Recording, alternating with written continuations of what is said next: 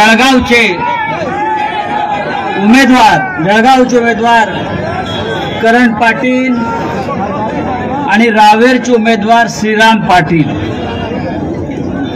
या दोन्ही पाटलांना आपल्याला संसदेमध्ये पाठवायचं आहे। मगाशी जयंतरावांनी सांगितलं, आपण अनेक वर्ष इथे भारतीय जनता पक्षाला निवडून देतो।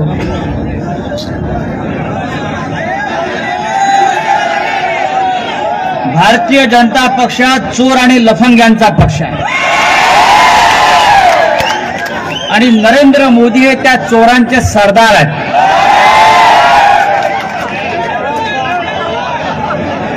मगाशी उल्लेख केला, भाडखाऊ जनता पक्ष, भाजपा म्हणजे भाडखाऊ जनता।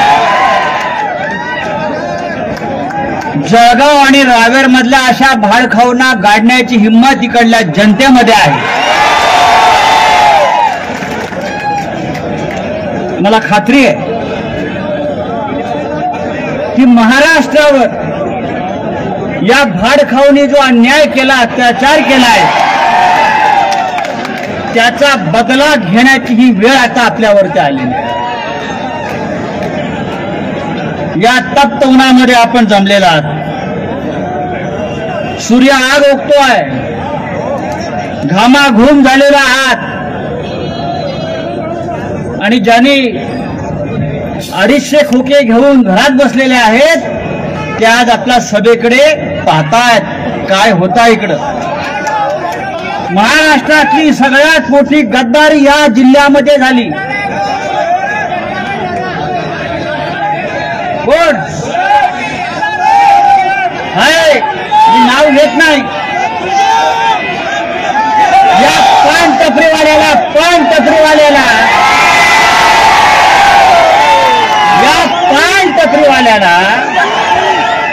बाळासाहेब ठाकरेंनी आमदार केला, मंत्री केला।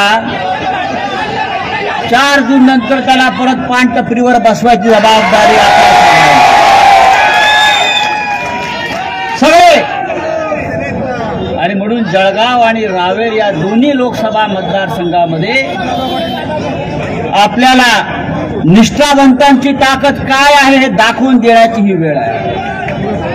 मगाशी जयंतरावांनी सांगितलं की या महाराष्ट्राची अस्मिता असलेले 2 नेते माननीय शरद पवार साहेब आणि माननीय शिवसेना पक्षप्रमुख उद्धव ठाकरे, या दोन्ही पक्ष त्या भाडखाऊंनी का फोडले याचं कारण असं आहे, त्यांना हा महाराष्ट्र लुटायचा आहे आणि आम्ही त्या लुटीला विरोध करत होतो म्हणून त्यांनी आपला पक्ष फोडलेला आहे।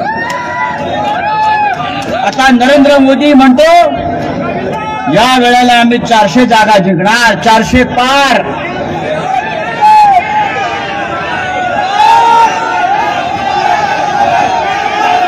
याच्यावरती उद्धव ठाकरे साहेबांनी सांगितलंय, अरे 400 पार काय, यावेळेला भाजपा तडीपार।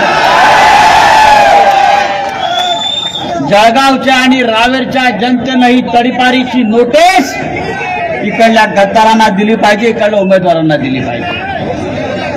400 पार, अरे तुझ्या बापाची लोकशाही आहे का?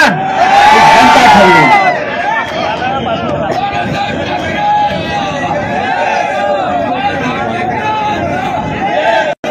बाळासाहेब ठाकरेंनी शिवसेनेची स्थापना केली ती तुमच्या आमच्या सारख्या सामान्य मराठी माणसासाठी।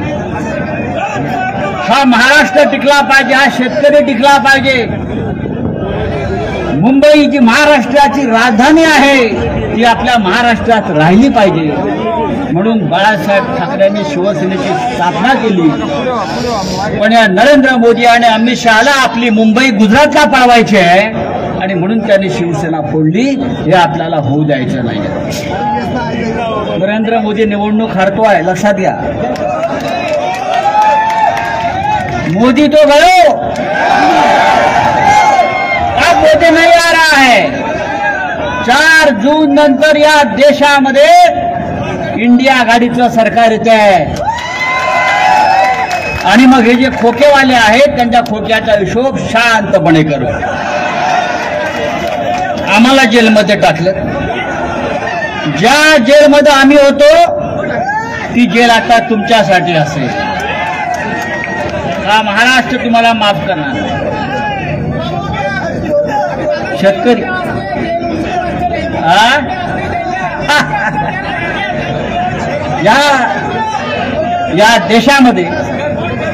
या देशामध्ये नरेंद्र मोदी वरमण फिरतात. ही गॅरंटी, ती गॅरंटी, ती गॅरंटी.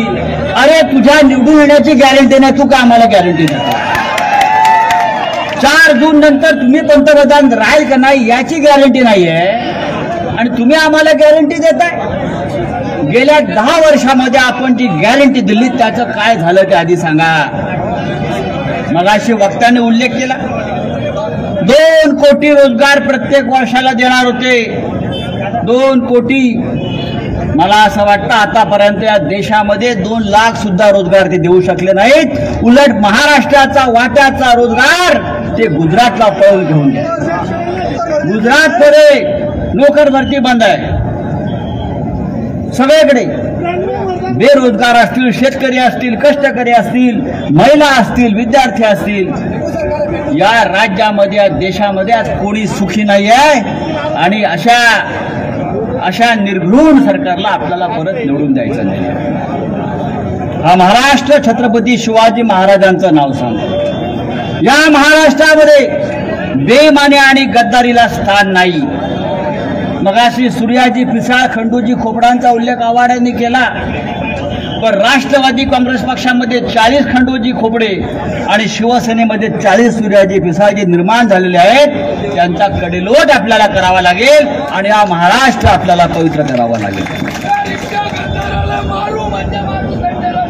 काय मारणार? मारू. 4 जून नंतर या गद्दारांना रस्त्यावर फिरणं मुश्किल होईल इतकी जनता चिडली. त्यांना घरामध्ये तोंड लापून बसवावं लागेल. मी आपल्याला इतकंच सांगेन, आज फार मोठं भाषण करण्याची वेळ नाही. आपल्याला दोन्ही उमेदवारांचे अर्ज भरायचे आहेत आणि आजपासून उद्याची निवडणूक होईपर्यंत आपल्याला प्रत्येकाला शिवसेनेची मशाल आणि राष्ट्रवादी काँग्रेसची तुतारी वाजवणारा माणूस हे घराघरामध्ये पोचवायचा आहे. मशाल हे क्रांतीचं प्रतीक आहे आणि तुतारी हे युद्धाचं प्रतीक आहे. हे महाराष्ट्रामध्ये युद्ध सुरू झालेलं आहे आणि हे युद्ध महाविकास आघाडी जिंकल्याशिवाय राहणार नाही एवढंच मी सांगतो. आणि मी पुन्हा एकदा आपल्याला आवाहन करतो, जळगाव आणि रावेर या दोन्ही मतदारसंघातले महाविकास आघाडीचे उमेदवार यांना आपण मोठ्या मताधिक्याने विजयी करा आणि या देशामध्ये नरेंद्र मोदीची हुकुमशाही उलथवून टाका.